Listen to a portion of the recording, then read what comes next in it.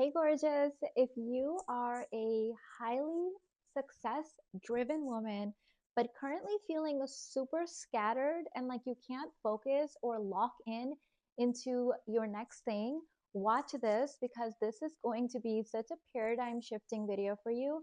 And hopefully, it will also give you a ton of tips and things that you can put in place in your life so you can really get your focus back. So it is estimated that about 7 to 10% of the current human population has what is known as the alpha gene, or what I like to call as the huntress gene. I'm very wildly familiar with this genome because I have it and my mom had it.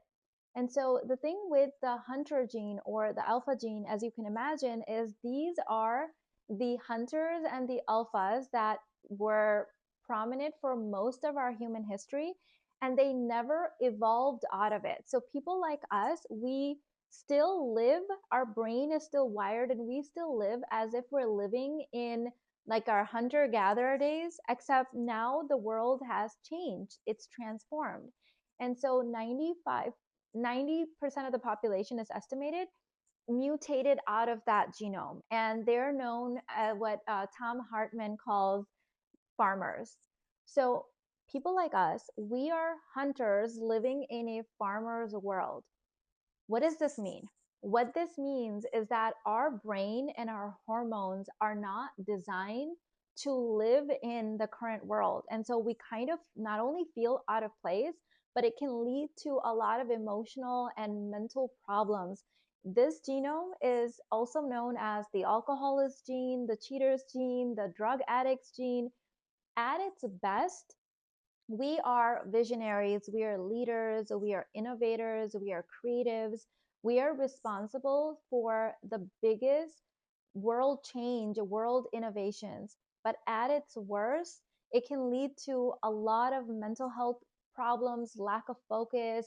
We can get diagnosed with ADHD, ADD, all kinds of issues because, as you can imagine, 90% of the world is considered a farmer, right? Like they've mutated out of this gene. So they don't understand why our brain is different, why we have such a unique relationship with dopamine, why we multi-think. So researchers have actually found when they hook us up to different MRIs and machines versus what would be like the farmer's gene, is that when we are, reading a book or coming in contact with information, one part of the brain would light up for the farmers, three or four parts of the brain light up for hunters and huntresses.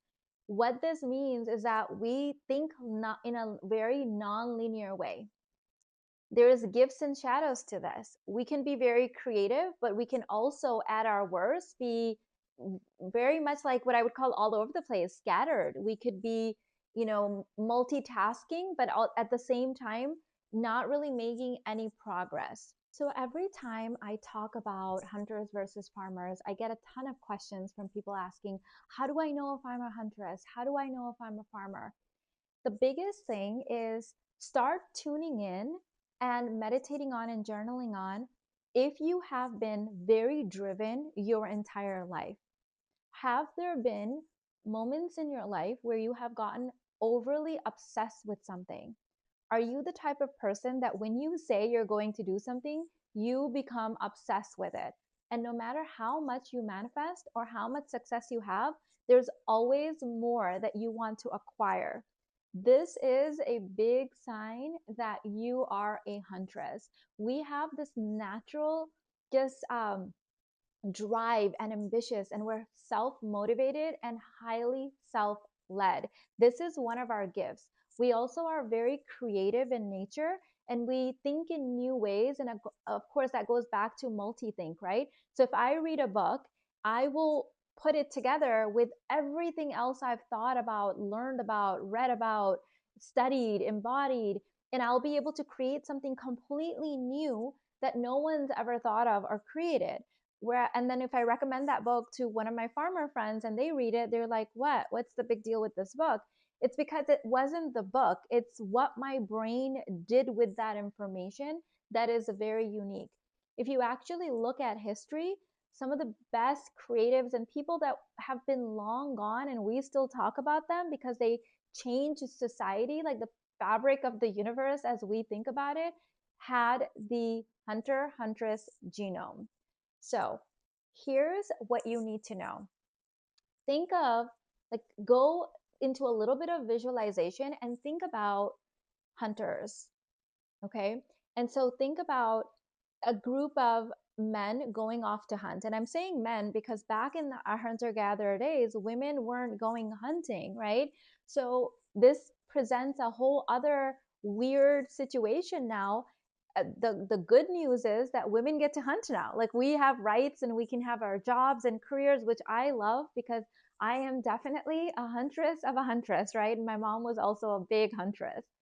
The downside is that we are judged in society for being so driven because we women weren't really allowed to be that.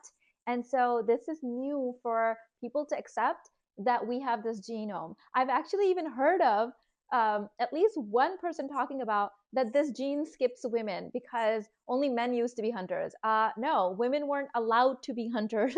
That's not how it works. It doesn't skip a whole gender, right? So think about a hunter standing and he is locked into his prey. Think about him standing and looking at his prey.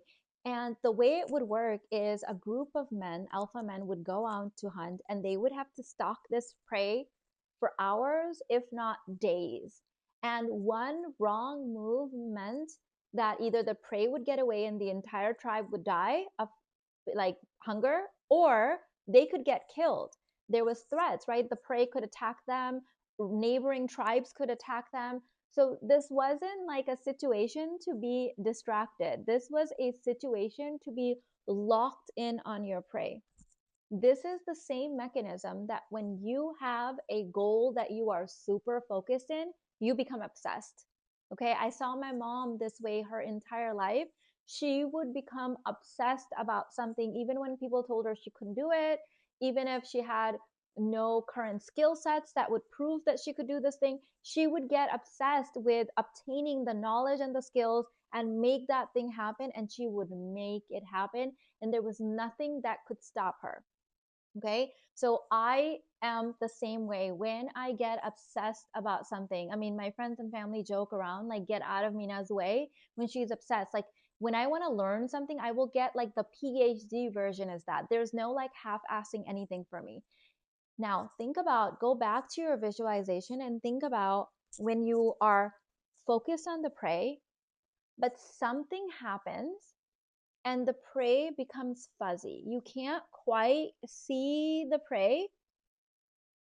And then there's something here that's kind of like distracting you. And you're like, wait, is this the prey?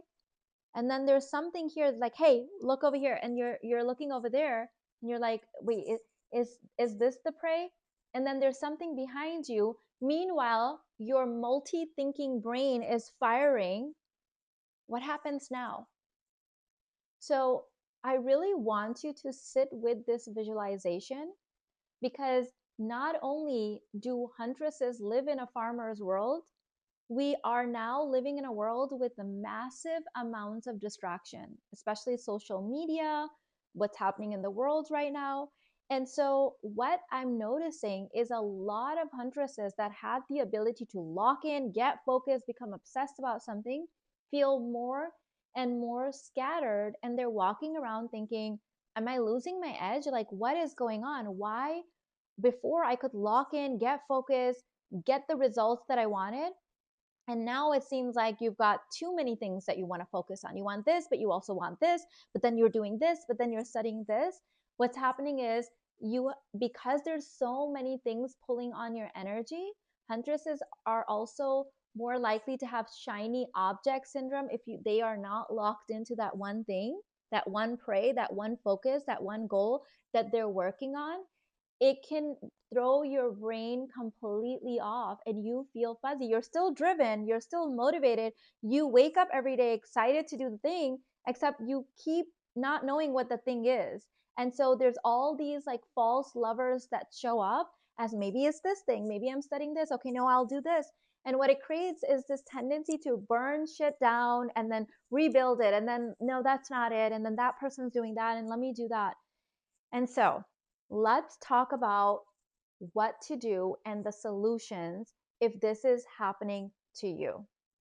So, what huntresses need to do to really thrive and make sure that they're amplifying their gifts and minimizing their shadows is to create a highly curated lifestyle for themselves. We are not farmers and we cannot manage our brain and hormones in the same way that farmers do. If you really think about it, think about the farmer, right? The farmer is a person that's very steady, they're very routine focused, they plant things following a certain guideline, and then they water it, fertilize it, give it sunlight, and wait for things to grow and progress slowly.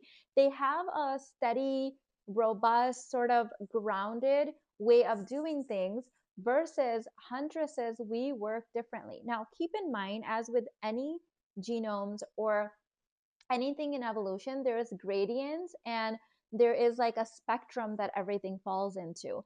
Because the farmers are the mutation, it's easier for a farmer to be more hunter like than for huntresses to be more farmer like. It will take extra skills and embodiment and learning how to be more farmer like for us than it is for them, because they still have the original genome inside of them. Okay, so that's just something to keep in mind, that it's not like black and white. There's always nuance to everything, especially when it comes to genes, because environment, epigenetics, like a lot of that also plays a hand in all of these.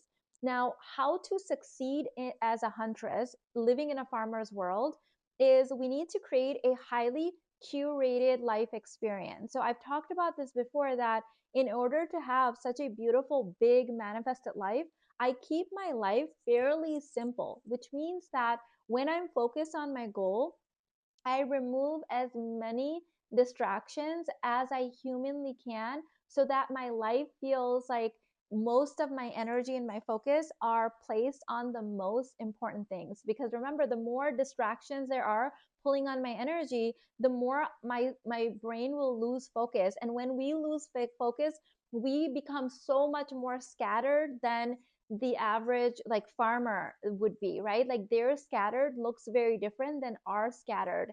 And I've seen over the years, working with so many huntresses, is that when we lose focus on that one big thing that makes us feel alive, that gives us that motivation, that juice, we we not only get scattered, but we start losing our life force.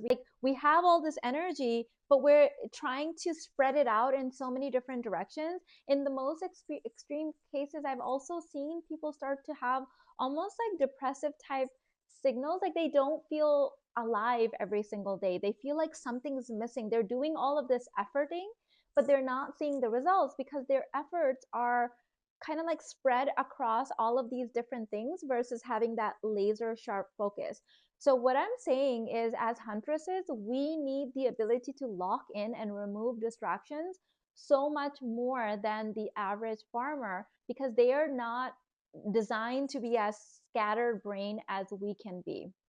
So what I've noticed is, in recent years, not only do huntresses have to deal with just the world not being set up for farmer or for huntresses, but now with social media, there are so many more distractions than ever. So in order to really lock in moving into the new year, into 2026, my recommendations are that choose one focus, one main goal. Even though even if you're like, well, I want my business and I want to get married and I want to get that, you can't do that to your brain. Okay, I promise you, it's counterproductive, almost counterintuitive, it might seem like to you. But if you focus on one thing, it'll be easier to manifest it all than if you focus on it all, because our brain just does not work that way. So here's how I have designed my life. I choose one goal to focus on, and that gets my main focus. That doesn't mean I ignore the rest of my responsibilities. It just means that that's what I'm optimizing for growth at the moment, and everything else is supporting that, meaning it's kind of on autopilot. So, for example, in my season of life where I had gotten diagnosed with an autoimmune disease. This was in 2012, so a very long time ago. I had young children. I was a stay-at-home mom. I had a marriage. Like, that doesn't mean that I'm not gonna like take care of my kids or my husband or my home. But my main area of growth was healing my autoimmune disease without medication. So I spent most of my efforts, my huntress abilities, in studying that, talking to doctors, reading, researching, all that stuff, while maintaining. I wasn't like trying to lose weight at the time, trying to make friends, trying to do my business. Like, I had to lock in and say, this is where most of my efforts will go. And having that direct focus actually calmed my brain down and gave me something to have as kind of a prey, which actually brings the best of our gifts out and minimizes the shadows. Every single time I see women that are like, okay, no, no, I know you say to only focus on one thing, but I'm going to focus on these three things or these two things. I see that they make the slowest progress because they just scatter their energy. And on the contrary, when they lock into the one thing, more things manifest because they have that multi-think ability and they're minimizing their gifts. So lock in and choose just one area of focus at the time, and let your self, like just becoming that obsessed part, come up with that. So choose the thing that you are naturally most obsessed with at the time, because that's what will make you play on the edge, feel most alive, feel most like yourself. You know how that feels, because if you are a huntress, you have had many seasons of your life where you got obsessed with something and it literally took over your life and you could not think about anything else, and you were probably sleeping only like 4 or 5 hours, but felt your most energetic, you felt your most excited. Everyone else around you were like, she is on something, what's wrong with her? You know that feeling. So you want to you can't have that feeling. Notice that you can't have that feeling when you're trying to manifest three things. Notice what happens to your energy. Put it in the comments. Like, how those two different things feel. I have experienced both, and let me tell you, I just like to keep that one focus that I'm currently obsessed with, that just makes me feel so alive. Now, how to keep my brain from constantly being pinged is I minimize everything else or get rid of it, anything that's below that floor. So right now, moving into 2026, I have one focus and one focus only. I can't reveal that quite yet. I can tell you that it has something to do with the next level of um, my sacred work, my body of work, which is called embodied metaphysics. What that means is that everything else I looked at my life that is not going to help me with that focus, I've removed. That means no more Instagram. So it's not like I'm going to casually post on Instagram. Like, Instagram is below my floor for what I'm doing for 2026. Now you might be thinking, well, what's wrong with Instagram? I have learned by knowing my brain for the last 45 years and studying so many huntresses and working with so many huntresses, is even the slightest ping, even having like too many places where I'm going to run my business, too many platforms that I open, too many things, it pulls on my energy. There's too many distractions, too many shiny objects, too many things going, hey, I could be a prey. I could be your next focus. Maybe you should do this. Maybe you should do that. And this entire year, I've told myself there's nothing wrong with Instagram. Like, my clients are there, my clients like message me on there. But every time I go on it, do I feel good? Every time I go on Instagram, do I come out feeling more focused on my next thing, or do I come out feeling more scattered? And what I've learned is that is below my floor. So I'm cutting it out. What are the things in your life right now that are below the floor of the one thing that you're locking in for 2026? Okay. And if you've got farmer friends that have, so many different goals and they're able to focus on all of those things, you cannot compare yourself to that. The actual truth is that actually farmers, they have more of the ability to lock in a more steady way. They don't become obsessed the way we become obsessed, but they notice that they tend to move one thing at a time. So every time in my mentorship group for huntresses, it's called Kainat Embodied School of Embodied Metaphysics, I have women, they're like, I'm working on this and I'm working on this, I'm working on this. How do I choose? I immediately know what's happened. They've become dysregulated. They've lost their focus on the one prey. And now all of these different things are pulling on their energy and kind of like showing up as, I could be the thing you could focus on. I could be the thing you can focus on. I can be the thing. And now they're actually, they are lying to themselves that they're moving forward. But if you notice, they're actually not moving forward, because here's the thing, moving forward moves like this. But if you're like going here and then going here a little bit, and then you're like, maybe I should do this, maybe I should do this, maybe this is better. She said she's doing this. She's had some success doing that. You're not moving at all. It creates this illusion of movement and effort. Every day you wake up and you pour all your motivation and effort and drive into 50 things or 4 things, but nothing actually moves forward. And so immediately I know that they have fallen out of state. And when they fall out of state, out of the huntress state, when they're not sourced, what happens is they start creating like state related problems. They start asking questions that are actually distractions. And one of the biggest questions I ask them is that, is this a state related question? What that means is, would you be normally asking this question or being trying to solve this problem if you were regulated? And when I'm talking about regulated, I'm not talking about normal nervous system work where you're trying to get to survival. No, survival isn't the ultimate goal in my world.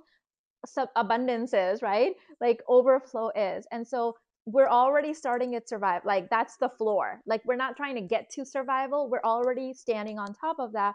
We're aiming for the sky isn't even the limit. And so if you need help with this, I've got my course sourced, which will walk you through these different states that you go into. And when you're in the various states, how you think, what you believe, how everything shifts, and how you start seeing the world and yourself, and then you inside of that world very differently, creating imaginary problems, and then spending so much of your huntress drive in trying to solve those imaginary problems versus just getting in the right state, locking in as a huntress, and then going full force as if you were on a rocket ship towards that goal, which is what makes us huntresses feel the most alive. This is not something to mess with, because you know how it feels for you to be scattered. I have been there, and I would not wish that on any huntress. Like it just feels so off. You're putting in the life force, the juice of your motivation and your drive into so many scattered things, and then looking at the end of 6 months, a year, 2 years, going, what the hell happened? Like I didn't manifest anything, I didn't make any progress, but I had the illusion of making progress. Versus, those seasons when you have been so locked in, so obsessed that people thought you were high off of life. And that's what I wish for all huntresses, because when we are in that mode, we freaking change the world. We are innovators, we're visionaries, we're creatives, we're artists. We come up with the next level of human growth and evolution. And that's what actually maximizes our gifts to the whole nother level. So if you are interested, I have some resources in the description box. I highly recommend source for you if you want to start creating the states that actually give you that huntress drive. It helps you focus it on the right thing. I also have my 3-week nervous system reboot, which is not designed to get you to survival. Like that's not the goal, as if like survival is the ultimate thing. No, it's designed to rewire you for abundance and overflow. Okay. We are not putting survival on some kind of a weird pedestal. And the last thing I want to tell you about is Addicted to Abundance, my 3-day in-person event happening in just like 35 days in Houston, Texas. And it is designed for huntress coded entrepreneurs, creatives, visionaries, artists, psychics, mystics that want to really create a business that is their calling, their sacred body of work, and use that to really overflow their marriage, their parenting, and the world. So all of those will be in the description box for you, and I will see you in the next one. Bye.